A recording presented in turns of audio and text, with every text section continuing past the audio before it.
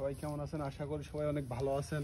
তো আজকে আমি যে বিষয়টা নিয়ে আপনাদের সামনে হাজির হয়েছি, আসলে আমাদের নিত্য প্রয়োজনীয় দিনের সঙ্গী সেটা, হ্যাঁ, যেটা আমরা সবাই রান্না বা তরকারি আগর বাগর বিভিন্ন কিছুতেই আমরা ইউজ করি, মাংস হোক আর যাই হোক, এটার বিকল্প কোনো কিছু নেই।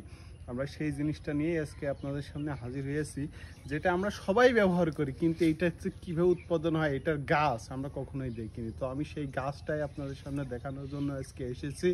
তো এই যে আমার পাশে যে গাছটা আপনারা দেখতে পাচ্ছেন, এটা হচ্ছে বলা হয় এলাচ গাছ। হ্যাঁ, এটা এলাচ গাছ বলা হয়। তো এটা হচ্ছে এলাচ গাছ, এখানে এলাচ ধরে।